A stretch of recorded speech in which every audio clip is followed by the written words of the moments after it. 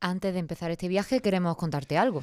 Necesitamos productores y productoras para seguir adelante. Piensa en lo que te da, lo que te aporta este programa y aporta lo que pueda. Piensa también en lo que cuesta hacer este trabajo cada mes, 5 días a la semana. Y en lo importante que es para ti que podamos hacer periodismo libre e independiente. No te estamos pidiendo mucho, solo que valores lo que hacemos y nos ayudes a seguir haciéndolo. Entra en carnecruda.es y hazte productor o productora. Y ahora sí, empezamos viaje al corazón de las tinieblas.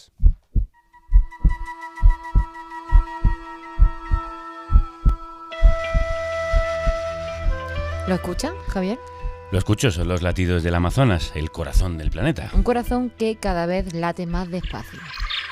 La Amazonía es un pulmón de sí mismo, antes que del mundo, y consume casi todo el oxígeno que produce, y cada vez produce menos. Porque en lo que va de siglo se han perdido más de 54 millones de hectáreas. Para que te hagas una idea, esto es más que toda la superficie de España entera, islas incluidas. Como lo oyes, el 9% de la Amazonía se ha perdido. Y la causa principal de la deforestación es la tala para pastos del ganado y para el cultivo extensivo de la soja. El río Amazonas y sus afluentes se envenenan por el mercurio de la minería ilegal y el plástico de los asentamientos en torno a la industria. Las comunidades autóctonas son expulsadas o asesinadas. Líderes indígenas y guardianes forestales han sido atacados y asesinados por madereros, mineros ilegales y redes criminales. Crímenes como el de los defensores de la selva, Paulo Paulino, Don Phillips y Bruno Pereira en Brasil, y otros guardianes en Perú. Todos ellos quedan impunes. Hoy vamos a navegar el Amazonas, desde las luchas por conservarlo hasta la cumbre del clima que se celebra ahora mismo en Belém, en Brasil. Es la primera cumbre del clima que se celebra dentro de la selva, de una selva que es una oportunidad y una advertencia. Si el Amazonas muere, muere el planeta. Y millones de personas se verán afectadas por ello, porque como decía Lula da Silva, el presidente brasileño, en la inauguración de la cumbre, el calentamiento global puede empujar a millones de personas al hambre y a la pobreza, haciendo retroceder décadas de avance. El impacto desproporcionado del cambio climático sobre mujeres, afrodescendientes, migrantes y grupos vulnerables debe ser tenido en cuenta en las políticas de adaptación. Hola, perdona que te interrumpamos. Somos Irene y Andrea, guionistas de Carne Cruda. Vamos, que preparamos los temas, Y hacemos las preguntas de las entrevistas. buscamos a las mejores invitadas. Y en general escribimos los guiones de programas como este que estás viendo. Nuestro trabajo es posible gracias a las personas que donáis a Carne Cruda. Por eso, si queréis que sigamos haciendo un podcast tan incisivo e independiente como este, entrad a carnecruda.es, pinchad en Hazte productor y dejadnos los monises. Disfruta del programa. Welcome to Carne Cruda the album. Join us for danger, excitement, innovations. pues con todo el cariño, Lula debería aplicarse sus palabras, porque esta cumbre por el clima nace, como todas, llena de contradicciones. Mientras los gobiernos preparaban sus discursos, Brasil abría una autovía en una zona protegida de la selva amazónica para acoger a los invitados que han ido allí a hablar de sostenibilidad. Allí es Belém, la capital del estado de Pará, el campeón brasileño de deforestación. Belém es una ciudad de 1.300.000 habitantes donde el 80% de la población no tiene saneamiento básico. Belém es la capital brasileña con mayor porcentaje de población viviendo en favelas, un 57%. Belém es la ciudad que se vende como capital verde, mientras muchos de sus habitantes no tienen ni agua potable. Belém es una ciudad donde la esperanza tropieza con la hipocresía.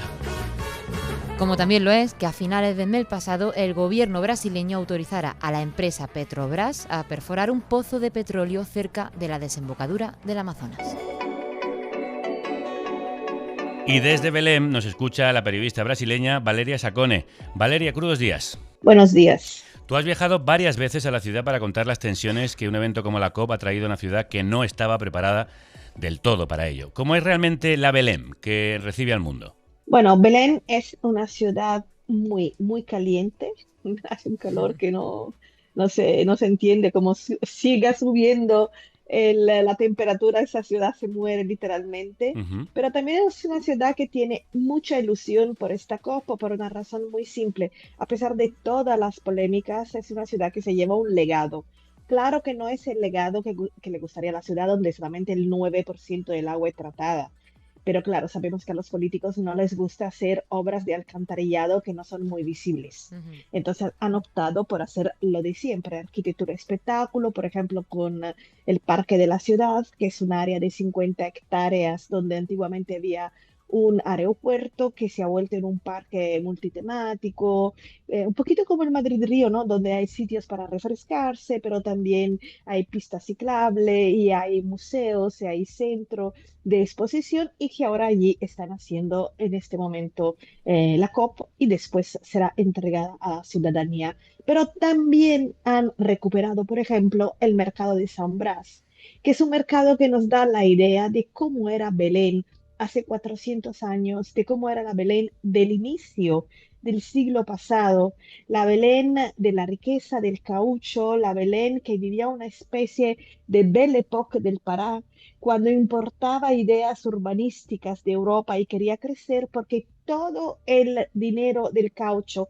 que fue uno de los 5 ciclos económicos del Brasil, pasaba por esta ciudad porque es de aquí que era enviado este látex a todo el mundo. Y entonces es una ciudad que ha conocido un esplendor en el pasado muy grande. Para que os hagáis una idea, fue la primera ciudad que tuvo una red de alumbrado público en la zona norte de Brasil, pero también importó una caja de agua de París, toda en hierro, que era como una especie de Torre Eiffel, obviamente mucho más baja, ¿no? Y la quieren ahora recuperar.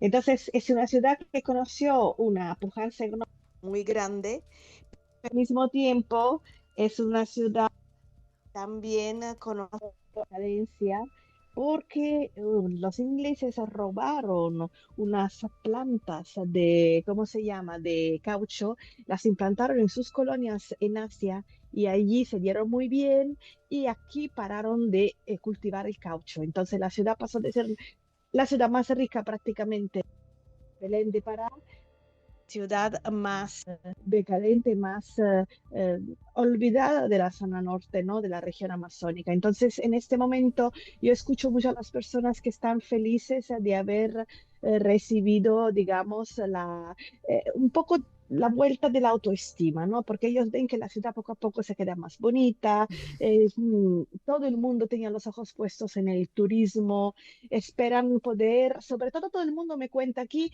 finalmente todo el mundo va a saber dónde está Belén. Y solamente una curiosidad aquí para concluir el discurso. En la bandera de Brasil hay varias estrellas y hay una que está encima solita y esta es la bandera de Belén que Ah, durante unos pocos años fue independiente. Ellos tienen una sensación de orgullo de este estado llamado Pará. ajá. Y sin embargo, Valeria, una de las obras más polémicas, lo comentábamos antes, es la construcción de esa nueva autopista en zona protegida para mejorar el tráfico durante la COP. ¿Para ti qué significa esta contradicción? Para mí es una de las tantas contradicciones que hay en la Amazonia y que básicamente se reduce a una pregunta, ¿progreso para quién? Ujú. Porque es verdad que quien vive cerca de estas autopistas, algunos, si tú vas a hablar allí con las personas, y no solo en Pará, también en el estado del Amazonas, hay siempre personas que van a estar en contra y hay siempre personas que van a estar a favor. Quien está en contra, está claro, es quien no se ve beneficiado o incluso como en el caso de las comunidades quilombolas, que son los descendientes de los esclavos libertos, ven su hábitat destruido. Entonces, claro, si te destruyen tu huerta o te destruyen tu casa, obviamente tú vas a estar en contra, ¿no? Pero entre las personas que están a favor no hay solamente los mineros ilegales y los madereros, también hay personas que viven allí y que quieren movilidad, porque hay muchas carreteras que son una auténtica piscina de lama, o sea, y de fango, y cuando llueve es muy complicado moverse. Entonces, es verdad que hay estudios de todo tipo de ONGs que en torno a las carreteras aumenta muchísimo el crimen ambiental, porque obviamente puedes enviar toda la madera que robas, pero también es verdad que quien vive allí también quiere tener una forma de poder entrar y salir de sus aldeas de una forma más rápida, ¿no? En este caso, esta carretera se ha hecho para desahogar la carretera principal de Pará, que estaba permanentemente atascada. Es una ciudad donde hay mucho atasco, no solamente por la COP, yo estuve antes y está atascada permanentemente. Y no se hizo solamente para la COP, es un proyecto de 2020 que se paralizó y como todo proyecto tiene un impacto ambiental y ahí viene mi pregunta del inicio, ¿progreso para quién? Porque al final algunos quieren progreso y otros se quieren quedar como están. Y si vas a la letra pequeña, y no estamos hablando de los criminales ambientales, sino de las personas normales, los que quieren progreso un poco de razón también tienen. Entonces, para mí es un tema muy peliagudo. Pues hablando de eso, de progreso para quién, el martes decenas de manifestantes indígenas irrumpieron en la sede de la COP. Y hubo no pocos altercados. Valeria, ¿qué dicen los movimientos sociales de la Amazonía sobre que la cumbre se celebre en Belém? Bueno, yo creo que ahí también hay debate, hay mucha gente que sí lo quería y mucha gente que no. También me gustaría destacar una cosa. Ayer la famosa Cumbre de los Pueblos se ha estrenado con una barqueata de 60 embarcaciones en un río que también tiene una pegada de carbono y también usan gasolina. Quiero decir que aquí que lanza la primera piedra, quien no tiene una contradicción. Digamos que hay que recordar que es la primera vez en 3 años, creo, que se puede hacer una COP en un país democrático que permite la disidencia, ¿no? Porque los últimos países eran o muy conservadores o incluso dictatoriales. Entonces, eso era un poco esperado. Tal vez no se esperara la invasión de la COP, de la sede de la COP, quiero decir, pero se esperan, digamos, manifestaciones, incluso el 15, el sábado, está prevista una gran manifestación donde habrá uno de los temas más importantes, que es el de la justicia climática, pero también se hablará de temas como la guerra en Gaza, ¿no? De todos los temas queridos por, digamos, los movimientos sociales. Y sobre la justicia climática hay que hablar de un concepto muy importante que en Brasil se ve mucho, que es el concepto de racismo ambiental. El racismo ambiental fue acuñado por un sociólogo de Estados Unidos cuando él veía que las obras se hacían en barrios de población, sobre todo negra, y que como que si hay que hacer una obra, pues que se haga allí y que ellos van a tener menos capacidad de quejarse y de articularse, ¿no?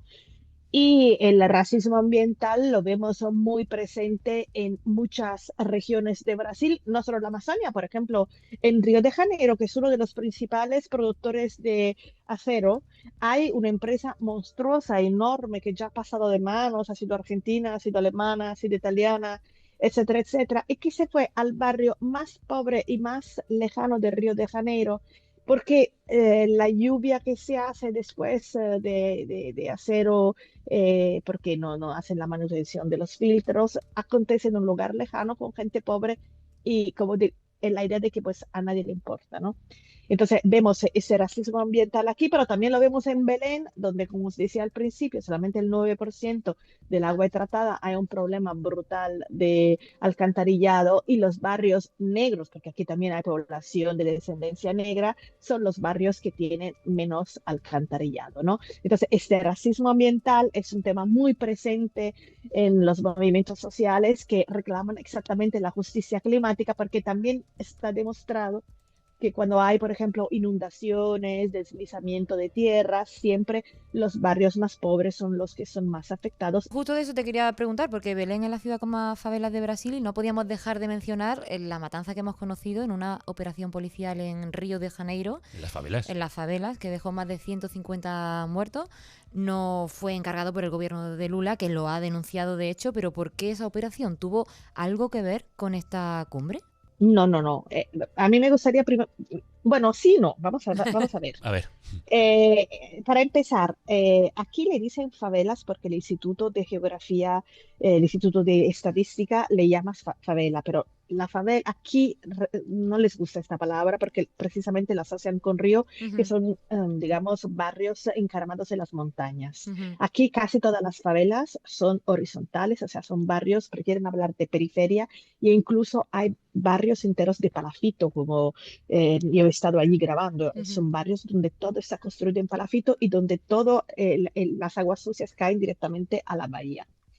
¿Qué pasa? Que el Comando Vermelho, el Comando Rojo, que es la principal facción de Brasil junto al PCC de San Paulo, se están disputando los estados del norte de la Amazonía legal por su proximidad con Perú, con Ecuador, que ahora, a pesar de no ser productor, tiene un gran papel en la comercialización, y con Colombia y con Bolivia. El gran tema es la cocaína que viene de esos países y que llega a Brasil, y que desde Brasil luego es traficada incluso en submarinos para Europa y para Estados Unidos. Entonces, ¿qué acontece? Que el Comando Vermelho cada vez tiene más poder en estas regiones. Incluso, por ejemplo, en Manaus estuve hace poco cubriendo la sequía. Incluso barrios súper alejados tienen pintadas de Comando Vermelho en las paredes de los edificios.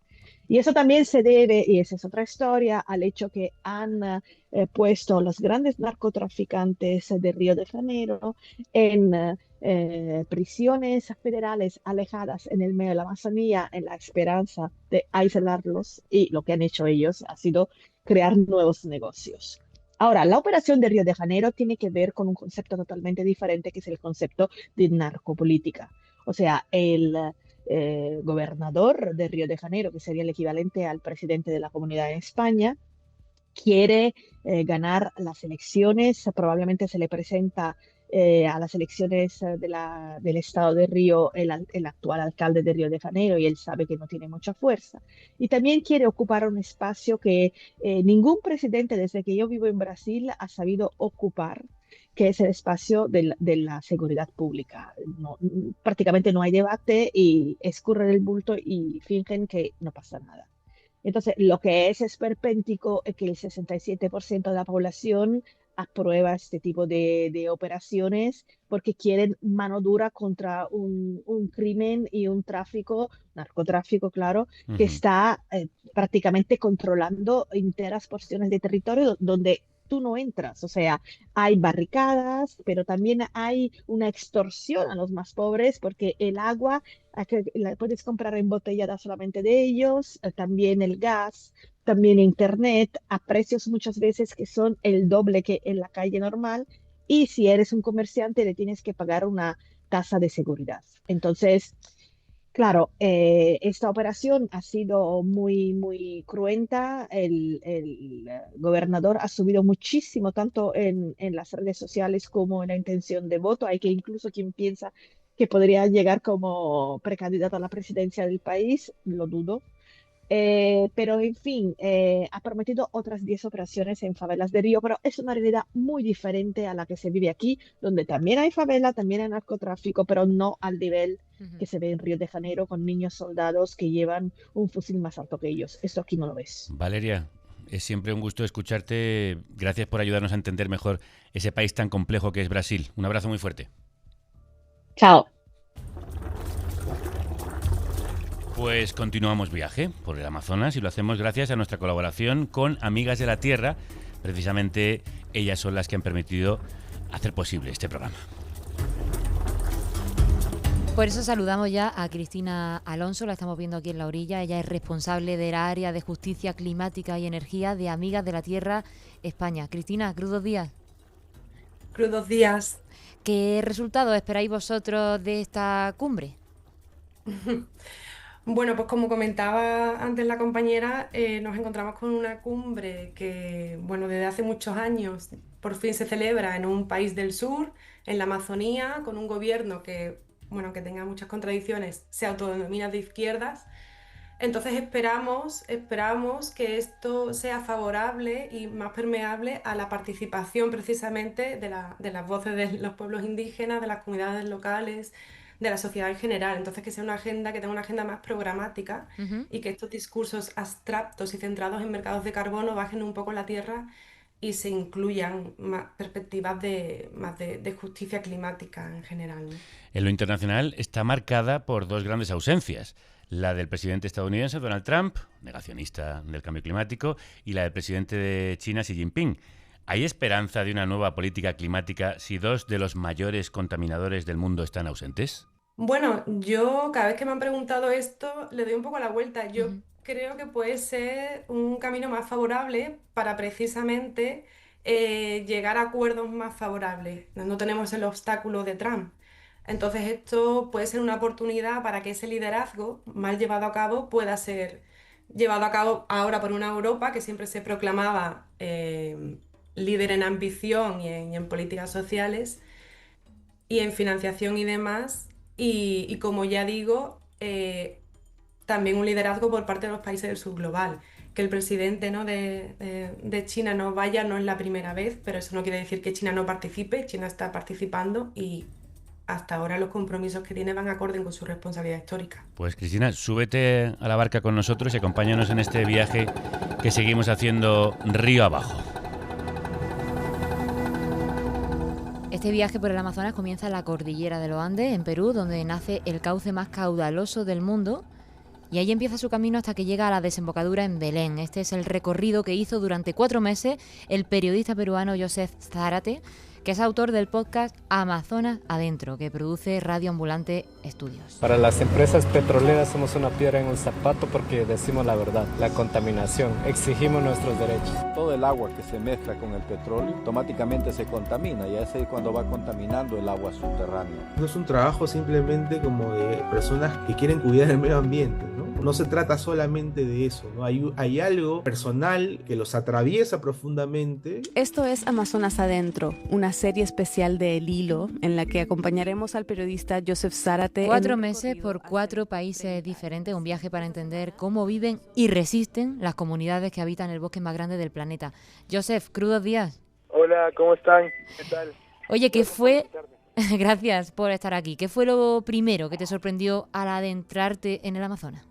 Bueno, lo primero que me sorprendió a mí particularmente es entender que no hay una Amazonía sola, digamos, que no es una Amazonía homogénea, sino que hay muchas Amazonías, ¿no? Hay muchas Amazonías como pueblos habitan en ellas, ¿no? Hay una Amazonía indígena, hay una Amazonía de población afro, hay una Amazonía de población ribereña, hay una Amazonía de mestizaje europeo con amazónico, en fin, es un territorio que ocupa casi la mitad de Sudamérica, y en la que viven más de 40 millones de personas, ¿no? Entonces, yo creo que la primera idea que revienta en mi cabeza es romper ese estereotipo de que solamente existe una sola Amazonía y que más bien es muy diversa, ¿no? Eso es lo primero. Y lo segundo, como buen limeño de cielo gris,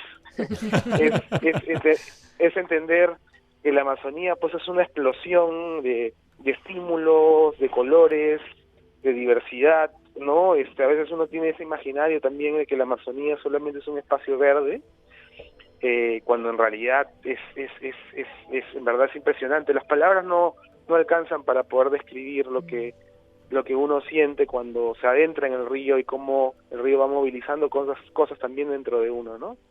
Pero el podcast consigue transmitir muy bien toda esa complejidad, esa diversidad y esa riqueza, y por eso teníamos muchísimas ganas de hablar contigo.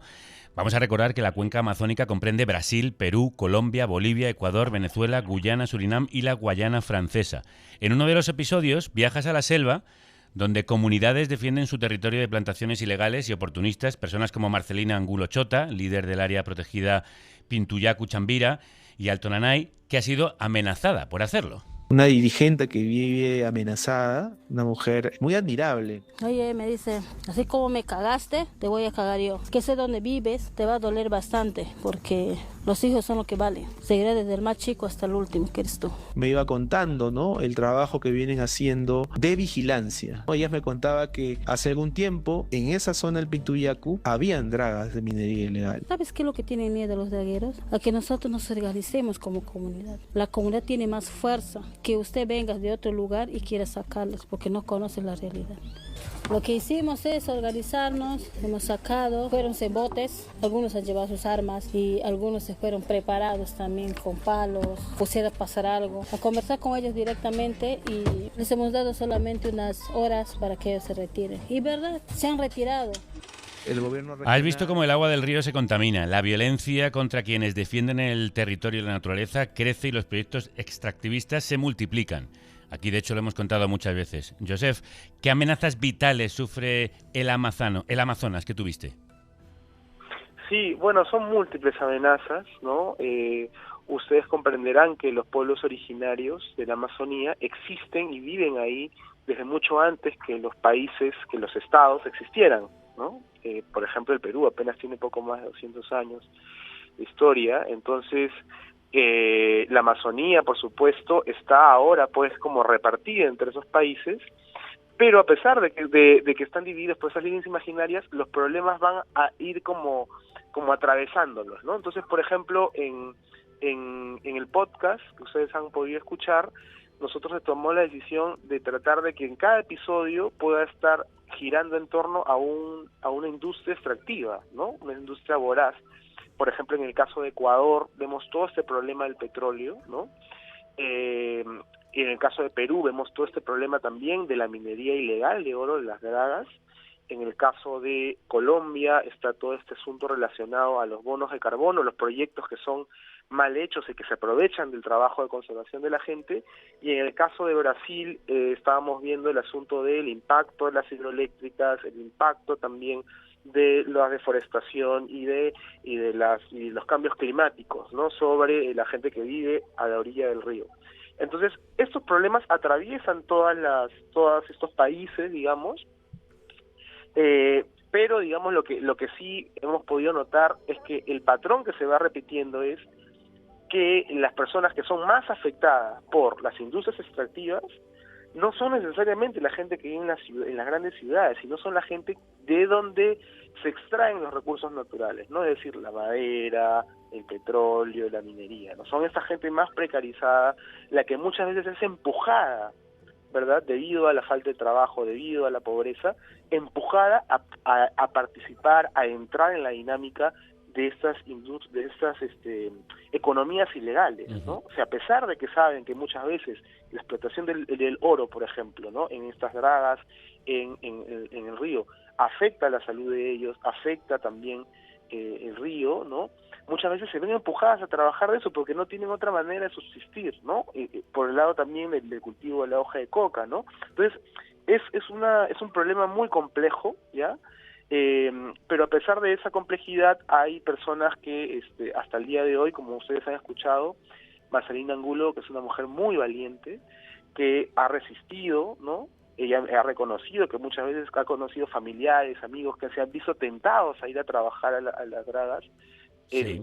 Pero ella ha tratado de resistir y de ser un ejemplo para su comunidad. Yo estuve hablando con ella hace unas semanas y me dicen que ahora ella ha podido organizar a su comunidad ahí en el Pintuyacu, ¿no? Muy cerca de la cuenca del río Nanay, para cerrar el río, cerrar con guardias indígenas y que no pase ni una draga más, a costa de que ya le puedan matar, le puedan asesinar, le puedan hacer algo, ¿no? Ustedes han escuchado su voz. Sí. Creo que es más elocuente que cualquier otra cosa, ¿no?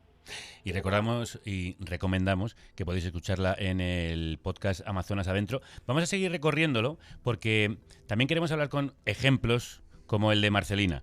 Tu viaje, por cierto, se vuelve cada vez más oscuro, un viaje al corazón de las tinieblas, cuando hablas de los lugares en los que el Estado desaparece y las grandes empresas hacen y deshacen a su antojo. Este lugar es el escenario que los expertos han llamado como el peor desastre petrolero del mundo. Le han llamado incluso como el Chernobyl de la Amazonía.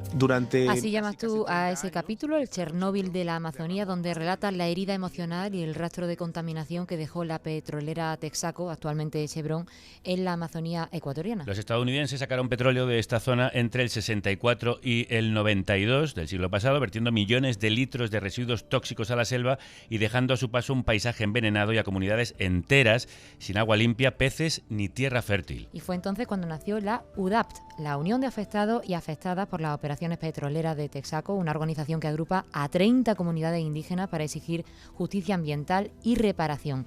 Wilmer Lucitante es uno de los líderes indígenas de la Amazonía ecuatoriana y hoy le tenemos con nosotros. Wilmer, buenos días.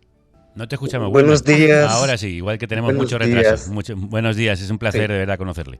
Oye, ¿cómo se vive en un territorio donde la contaminación se hereda generación tras generación como una enfermedad?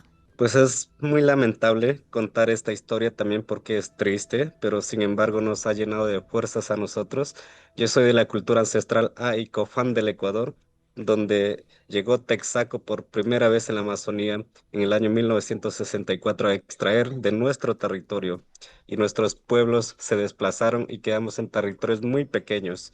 Y sin embargo, pues empezamos esta lucha contra Texaco, que ahora es Chevron, en el año 1992. Nuestros padres, nuestros abuelos se pusieron pilas, aunque en ese tiempo no hablaban español, no tenían cómo comunicarse, pero con el apoyo de abogados, así de ambientalistas también, han logrado plantar esta demanda que ya son más de 33 años que estamos luchando, una tercera generación de lucha. Ya, el extractivismo allá en nuestro territorio llevan más de 55 años en en la Amazonía ecuatoriana. Sin embargo, la gente, eh, nuestra gente, que somos ahí justo en la zona donde operó Texaco, somos 6 culturas diferentes, Wow. están en la mayor extrema pobreza del Ecuador. Sin embargo, no podemos ver acciones diferentes a, a esa época, como cuando estuvo Texaco Ajá. en los años del 64 al 92. Ahora, en la práctica, siguen haciendo casi lo mismo porque la Amazonía ecuatoriana está siendo duplicada por el extractivismo, cada vez amenazan nuestros territorios, nuestra gente está siendo como siendo vulnerada, discriminada de muchas formas. Y sin embargo, a nosotros como pueblos indígenas nos tienen amenazados hasta incluso de terroristas, porque nosotros defendemos lo que son los derechos humanos, defendemos lo que es la vida en sí. Entonces es muy complejo esta situación, comentar esto que después de 55 años de explotación petrolera en la Amazonía ecuatoriana, se sigan desarrollando las mismas prácticas. Cuando tú vas a la Amazonía, en nuestros territorios, tú vas a ver mecheros encendidos que queman gas al aire libre, contaminando el medio ambiente, dañando la salud de la gente, provocando cáncer a las personas que viven cerquita de la extracción petrolera, ¿no? Nuestra Amazonía se ha considerado como una zona de sacrificio, donde los gobiernos se endeudan y tienen que extraer los recursos para pagar esas deudas, ¿no? Esa es la forma en que se está manejando ahora, actualmente, en este momento. Vivimos muchas contaminaciones todavía y sin embargo, por la defensa que nosotros realizamos en el territorio, estamos siendo perseguidos Ujú. los líderes. Hay una amenaza brutal con la que los gobiernos tratan de llegar militarizando los territorios. Em, es una forma brutal cómo lo manejan en el territorio. Sin embargo, en estos espacios como la COP pintan cosas muy diferentes a la realidad. Entonces, a mí me parece muy importante estar en estos espacios y contar la realidad de que las resoluciones que se están tomando ya por 30 años en estas COPs, ya muchos líderes que han estado por 20 años en estas COPs, tienen que cambiar la metodología y exigir. Aquí en estos espacios no se están hablando del destructor, no se están hablando del destructor. Aquí nos está reconociendo este, cómo cambiar el tema del cambio climático, sino aquí están hablando es de un negocio, obviamente, eh, de cómo, de cómo beneficiarse, ser parte de los bosques, de los territorios, ¿no? Y respetando la dignidad de las personas que vivimos allí en ese territorio. Sí, claro. Wilmer, ¿tú qué crees que se puede aprender en estas cumbres de la forma en la que los pueblos indígenas entendéis y cuidáis la naturaleza? Pues nosotros eh, vivimos como en un espacio donde, donde hay personas afectadas por el extractivismo y, y la otra parte que es el extractivismo, ya las multinacionales que van con fuerza a nuestros territorios. Y casi la mayor parte, estoy hablando de acá de América Latina también, por supuesto, son vulnerados sus derechos de la misma forma, de la misma manera. Y ahora con todo esto, las negociaciones con los bonos verdes que llegan a los territorios, no se detiene el cambio climático, no se va a parar la contaminación, no se va a, a mejorar el planeta. Sí, porque no están hablando de los actores, sino están hablando de cómo hacer para, quizás para que los pueblos indígenas ya no reclamen mucho, o quizás para decir que no, nosotros sí estamos pagando por esto, por lo que estamos destruyendo los bosques, por lo que estamos realizando nuestra actividad de manera irresponsable, pero sí estamos pagando. Es como una justificación que se realiza, ¿no? Entonces es algo que realmente no ha tenido mucha fuerza y esperemos que en después de esta cumbre también tengamos un resultado favorable, sobre todo para ir como paralizando el tema del cambio climático en sí, a nivel global. Y en los últimos años los pueblos indígenas habéis conseguido, no obstante, victorias judiciales. En vuestro caso, la Corte Suprema de Ecuador condenó en 2011 a la empresa petrolera a pagar una indemnización millonaria por los daños ambientales que ha provocado, pero la empresa se fue del país y se negó a incumplir. Que esto es algo que se repite mucho, la impunidad que tienen. Y por eso te quiero preguntar, entre la inacción del poder público, de los poderes judiciales y policiales, incluso ante la acción en contra de muchos estados contra vosotros, habéis montado las patrullas comunitarias. ¿Cómo funcionan y qué conseguís con ellas? ¿De qué manera defendéis el territorio? Nosotros en el territorio realmente estamos abandonados por los gobiernos de estado, por algunos gobiernos de estado y en algunas localidades, ¿no? Porque realmente no les interesa de que nosotros hablemos las realidades, ¿no? Muchas veces llegan a nuestro territorio como cogiendo a algunos líderes que estén a favor, como comprándoles un poco la conciencia de que necesitamos recursos para el desarrollo, pero ¿para el desarrollo de quién? Entonces vienen y dividen a nuestras comunidades y sin embargo utilizan la fuerza pública para llegar a nuestros territorios. Y nosotros estamos como en territorios indefensos, ¿no? Como pueblos indígenas. Por lo tanto, nos toca primero prepararnos en la localidad con nuestros conocimientos y nuestra fuerza y nuestra lucha para detener como esa represión que viene desde afuera con mucha fuerza, ¿no? Y asimismo, tenemos que como prepararnos para otro tipo de acciones a nivel local e internacional también, porque lo que pasó en Ecuador, puede pasar en cualquier parte del mundo. Que nosotros ganamos en todas las instancias jurídicas del Estado ecuatoriano. Y aún así. A Chevron. Y Chevron se fue del país y puso una demanda contra el gobierno del Estado ecuatoriano a través de un sistema de arbitraje internacional.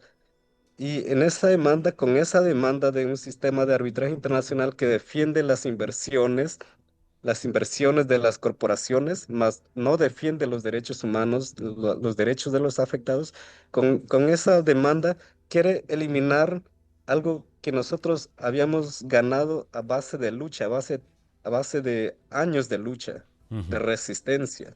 Quiere eliminar esa demanda. Entonces, aquí las corporaciones tienen su sistema de arbitrajes internacionales, ¿no? Se basan en eso cuando hay alguna cosa, ¿no? Pero nosotros como pueblos indígenas y afectados no tenemos un instrumento jurídico a nivel internacional en el que tenemos que basarnos y juzgar y condenar y reorientar a las multinacionales, ni los estados, ni los gobiernos. Entonces, aquí hay una desigualdad total porque, claro, ellos están en esos espacios donde se están queriendo construir los tratados vinculantes para que haya control para las corporaciones y también en estos espacios de las COPs, ¿no? En estos espacios donde justamente ahora en esta COP30 pues se ha determinado que están por lo menos más de 1.000 organizaciones y empresas hablando de temas de combustible, obviamente a favor de ellos, ¿no? Mientras que para los pueblos dan un espacio, ¿no? Entonces, eso es como algo muy desigual. La misma desigualdad que se observa en el territorio la observamos en la COP y agradecemos mucho a Wilmer Lucitante, líder indígena del Ecuador, que nos haya hablado de eso y sobre todo del trabajo que siguen haciendo por defender la tierra. Un abrazo muy fuerte. Muchas gracias. Joseph, volvemos contigo. ¿Cómo se explica que muchas de las empresas que provocaron esos desastres o que contaminan en la actualidad ahora se presenten en la COP como aliadas de la transición verde? me he quedado muy tocado, ¿no? También por las palabras de Wilmer, a quien tuve la suerte de conocer en Ecuador cuando hicimos el episodio sobre el petróleo. Es muy sublevante, ¿no? Te genera como una rabia, ¿no? A mí, al menos como persona, porque estas empresas, ¿no? que tienen mucho tiempo contaminando, empresas extractivistas, ahora están intentando, digamos, yo creo que es más que todo una cuestión más de relaciones públicas, ¿no? O de responsabilidad social, entre comillas, que le llaman, ¿no? Con esta compra de los bonos de carbono, para poder compensar de alguna manera su huella de contaminación, ¿no? Justo uno de los episodios en los que trabajamos, en el episodio de Colombia, vemos cómo esta misma empresa involucrada en la contaminación de la Amazonía ecuatoriana, ¿no? Chevron, compró en Colombia más de 3 millones de bonos de carbono a un proyecto de este tipo, ¿no? De Red Más, que le llaman, en un resguardo indígena en Colombia. Pero resulta que ese proyecto fue desarrollado, fue implementado en ese lugar sin haber consultado, ¿verdad?, a las autoridades del resguardo, ¿no? O sea, cuando uno va a hablar con las autoridades de resguardo Cotobe Putumayo, por ejemplo, tú hablas con los curacas y ellos no sabían que había un contrato firmado, no sabían que había un dinero que se había ya, digamos, pagado por Chevron por estos bonos de carbono.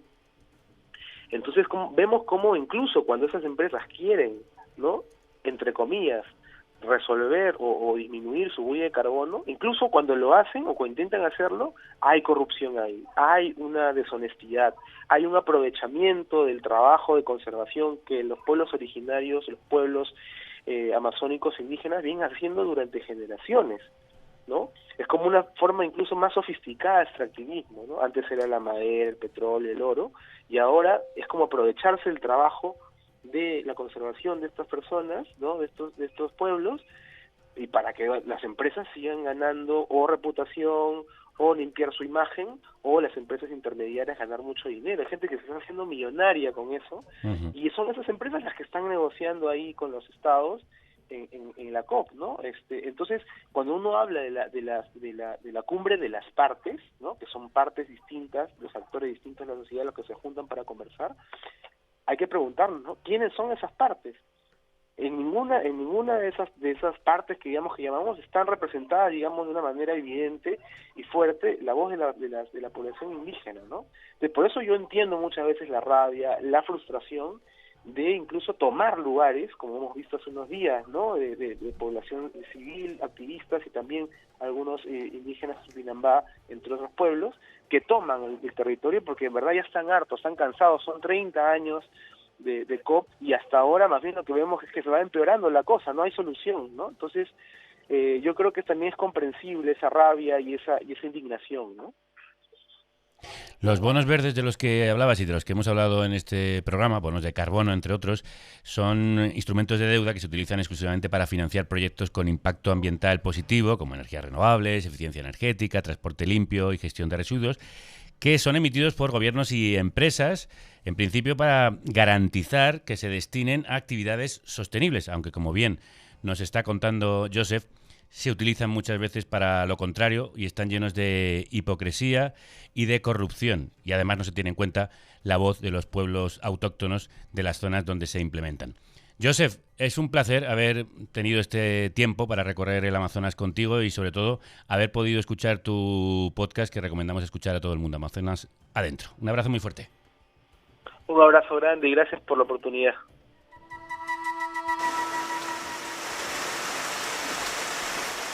Seguimos nuestro viaje Amazonas abajo. La vegetación es cada vez más espesa y aquí la palabra transición no suena a política energética, sino a supervivencia. Y en una orilla encontramos a Lucía Ortiz, coordinadora de Amigas de la Tierra en Brasil. Lucía, crudos días. Crudos días, gracias. Oye, en pocas palabras, ¿qué entendéis vosotras por una transición justa?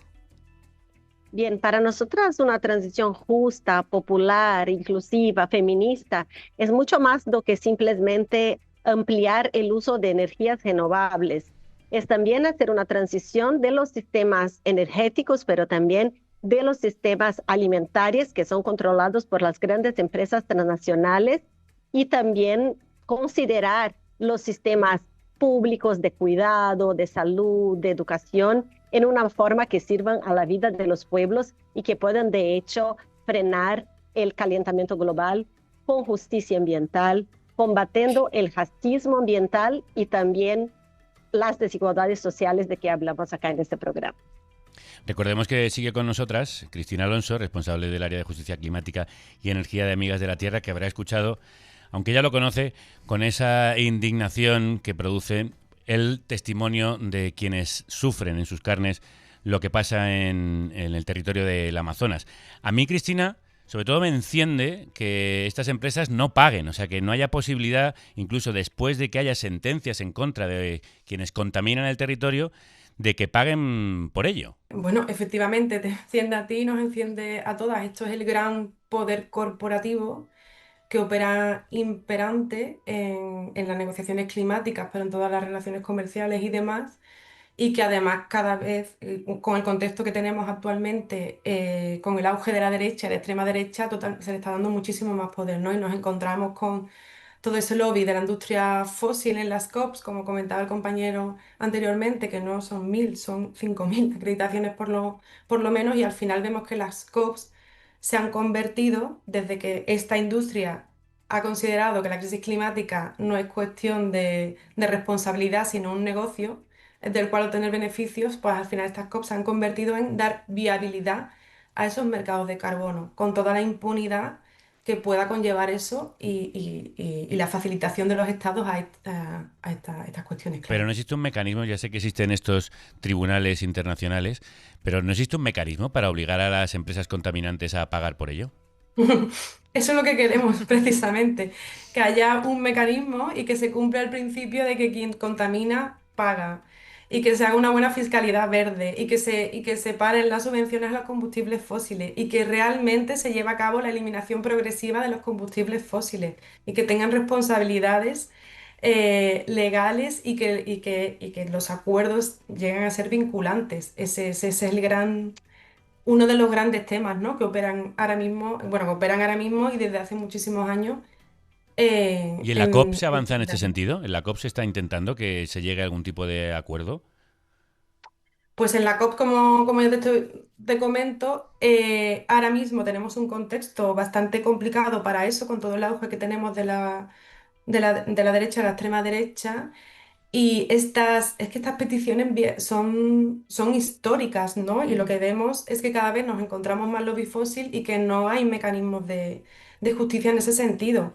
Entonces, bueno, es un reclamo que ahora mismo, por eso, y a mí me toca exigir a Europa, igual que ahora mismo, ya que no tenemos a Estados Unidos en estas negociaciones, que Europa y España a la cabeza tenga valentía en ir a aplicar estos mecanismos y estas políticas. Por el momento, Brasil quiere tomar esa posición, presentarse ante el mundo como ejemplo, el país que detiene la deforestación, que impulsa la energía limpia, que lidera las políticas del sur global.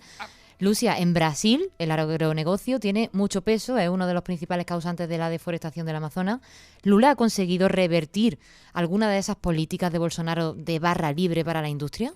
En Brasil, efectivamente, 75% de las emisiones están asociadas de alguna forma a el avance del agronegocio, de creación de ganado, de infraestructuras de exportación que también están vinculadas con acuerdos de libre comercio, como lo que se quiere firmar entre Unión Europea y Mercosur y también otros. Y entonces, por esta razón, lidar con las empresas que, como llamamos, son criminales reales, las que proponen las falsas soluciones, estas empresas precisan ser reguladas y también ser responsabilizadas por estos daños y por esas emisiones. Por otro lado, lo que vemos en esos últimos tiempos en el gobierno para reconstruir y retomar una política pública que favorezca y reconozca los verdaderos actores que presentan soluciones a cuestión de la crisis climática, que son también los campesinos, son también los productores agroecológicos, son también las comunidades quilombolas y sobre todo los pueblos indígenas. Ya está probado científicamente, que son justamente en las áreas de los pueblos indígenas y comunidades tradicionales donde los bosques son más preservados y se detiene la deforestación. Entonces hay que actuar en regular y reducir las emisiones y también criminalizar, ponerle el nombre a empresas como la criminal Chevron, la criminal climática que viene a la COP presentar más falsas soluciones. Que habló de algunas ausencias de gobiernos como de Estados Unidos, pero no de corporaciones que incluso explotan petróleo ahí en la margen ecuatorial de la región Amazonia, como la Guyana, la ExxonMobil y también la Chevron con todos sus crímenes en Ecuador. Perdona, Lucia, ¿cuáles son esas falsas soluciones? Bueno, las falsas soluciones, como se hablaba, son estos mercados y bonos de carbono que son basados en mecanismos de compensación. O sea, no es que los criminales climáticos van a reducir sus emisiones, solamente van a poner plata para que puedan haber otros proyectos que compensen sus reducciones. Entonces, al final, la suma es cero, ¿no? No hay una reducción real. Pero sí, como presentó muy bien Wilmer, estos proyectos llegan a las comunidades muchas veces sin consulta libre, previa, informada, y muchas veces para callar los pueblos indígenas. Y aquí también se habló mucho y por toda la tele en el mundo de una invasión de los pueblos indígenas al espacio de la COP. Pero creo que cuando hablamos de racismo ambiental, tenemos que reconocer el protagonismo y la fuerza de esos pueblos como presentando soluciones reales, como quieren estar en la mesa, que su voz se escuche y hacer parte de las decisiones. Porque esos pueblos han sido invadidos en sus territorios hace más de 500 años. Y entonces lo que quieren es ocupar esos espacios y por eso nos complace decir que la fuerza de la Cumbre de los Pueblos pasando en estos días acá en Belén también conlleva esta fuerza para que se escuchen las voces populares por esta transición justa, popular, inclusiva y de carácter feminista también. Sí, porque ¿cómo se relacionan desigualdad de género y colapso ecológico? Bueno, la cuestión de género también es obviamente cuando se presencia, cuando se vive, como nosotras que somos una organización con base en el sur de Brasil, vivimos el año pasado grandes inundaciones que afectaron más de 2 millones de personas en el estado de Rio Grande do Sur. La carga de cuidados, la carga ambiente del pánico y también el impacto sobre la comunidad LGBTQIA+, es enorme porque justamente se recaen las cargas de cuidados y también la discriminación, incluso la violencia de género contra las mujeres en esa situación de extrema vulnerabilidad, cuando la gente hay que huir de sus casas, hay que estar en abrigos y también después hay que enfrentar lo que llamamos medidas del capitalismo del desastre, que cuando vienen las empresas a hacer la gestión de crisis, incluso en las ciudades, ¿no? Al revés de mejorar, ampliar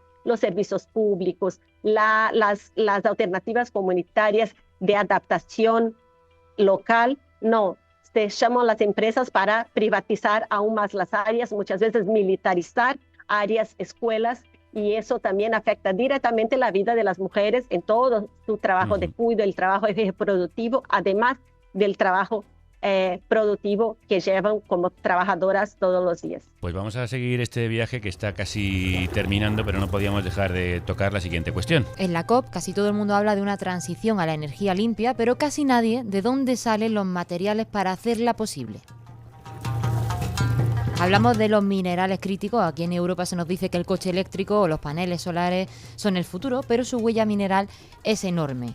Hemos hablado muchas veces de ello, lo hemos hablado con Alicia Valero, que es una de las mayores expertas del continente en minerales críticos y que dirige el Grupo de Ecología Industrial del Instituto CIRCE de la Universidad de Zaragoza. Y hoy está de nuevo con nosotras. Alicia, crudos días. Crudos días.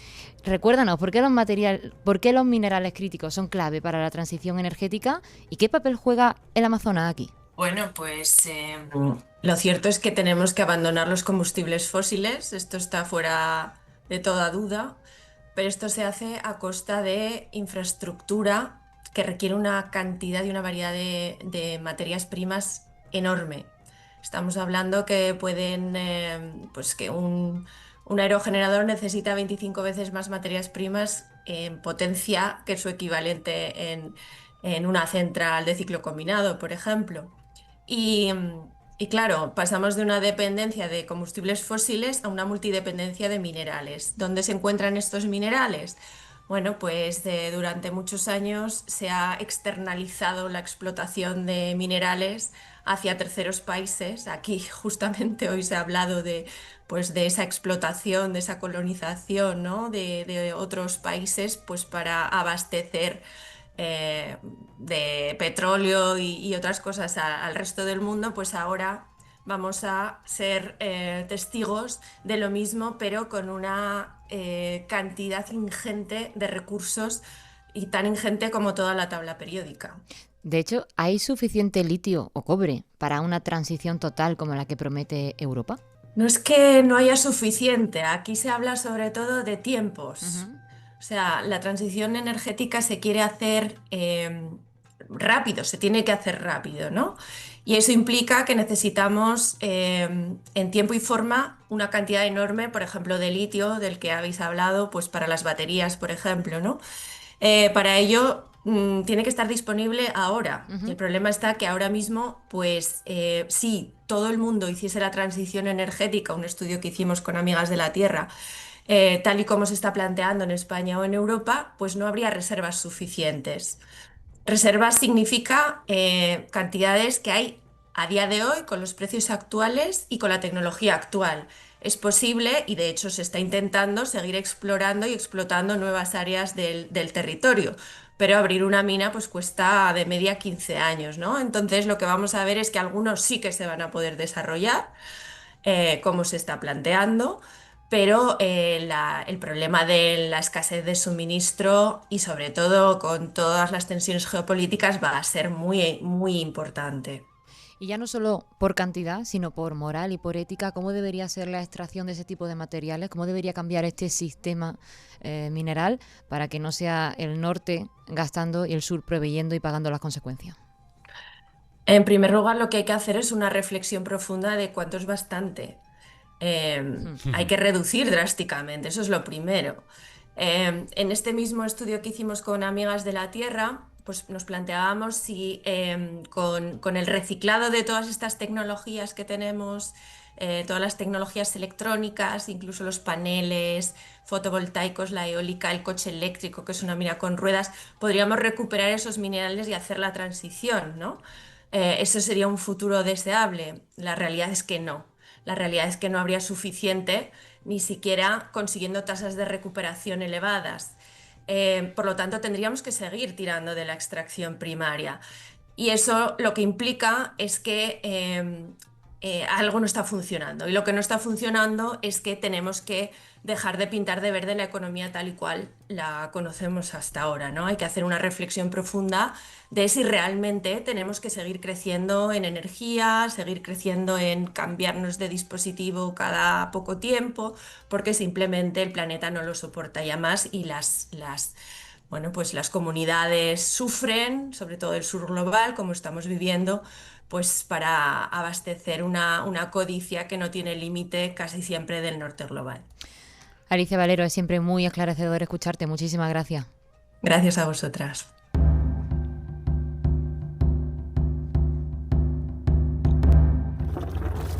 Y terminamos este descenso llegando a la desembocadura. El río se ensancha, se escuchan gaviotas y bocinas de puerto.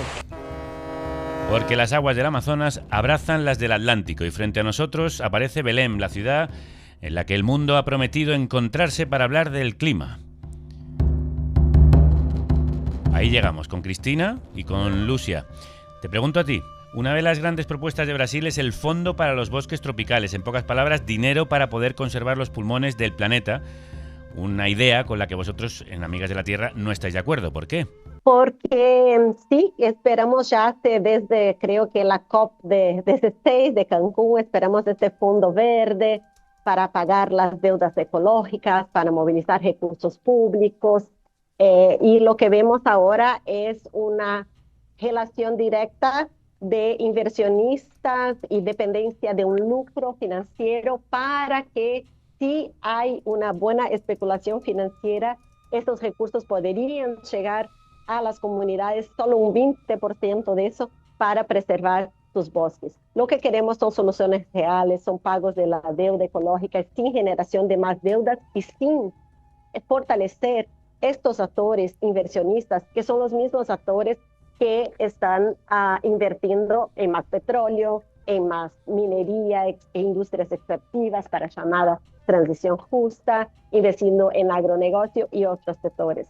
Entonces es bastante hipocresía y además es muy vinculado a un sector financiero bastante extractivo de vidas, de territorios, de biodiversidad.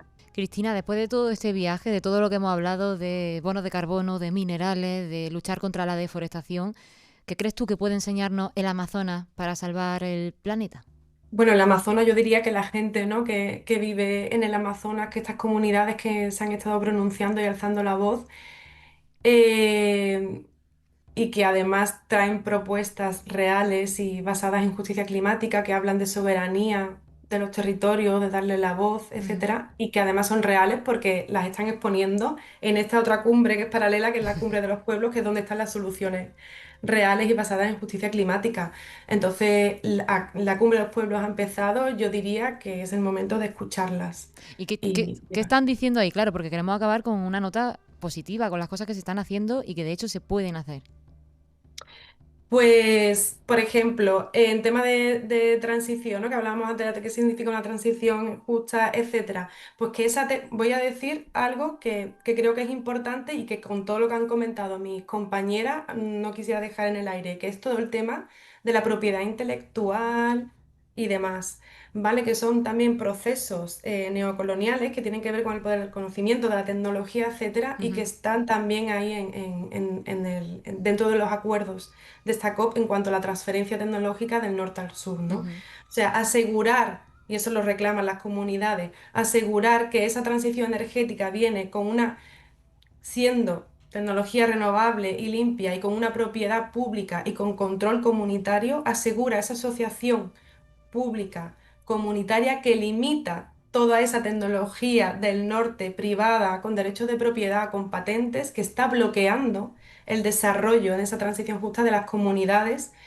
que sean ellas las que generen y desarrollen esa tecnología acorde a sus necesidades, ¿no? Es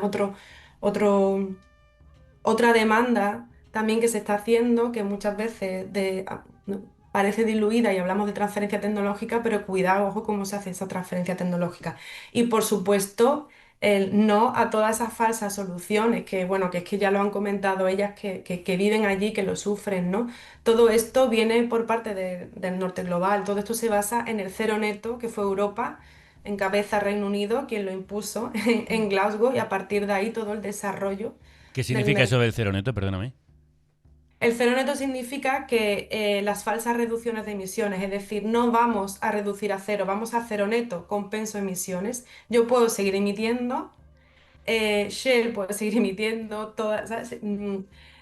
Y destrozando ecosistemas. Sin embargo, no atiendo a esa responsabilidad ni pongo el foco en donde se está produciendo toda esa contaminación, porque voy a compensar gestionando o a través de protección de la biodiversidad de otros bosques en otro lado, normalmente en el sur global, donde además al final lo que se traduce eso es un acaparamiento de tierras, expulsión de las comunidades y todo eso, ¿no?, que hemos escuchado anteriormente. Todo eso está basado en el cero neto.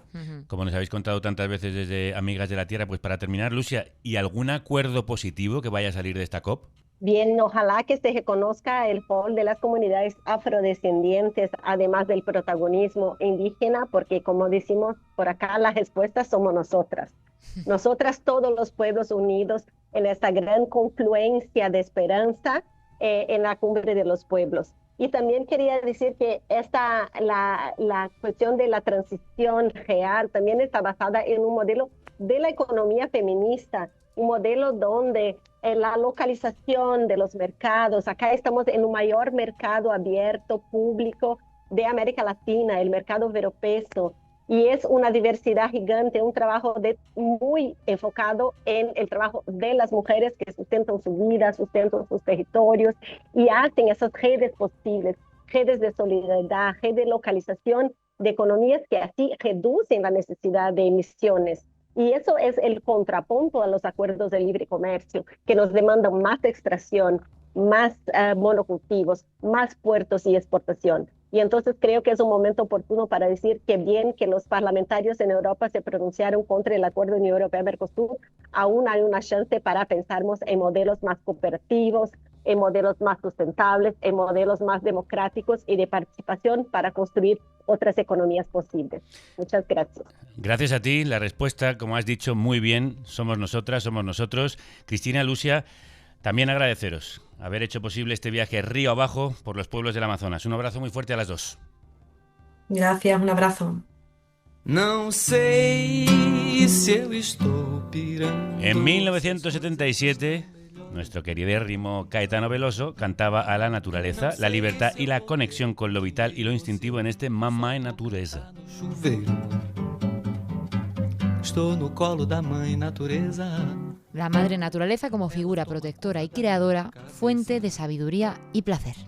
Mañana volvemos con otro de los programas que hemos hecho con Amnistía Internacional, hablando de la caza a los migrantes en Trumpolandia. Hasta entonces, salud y república, y que la radio os acompañe.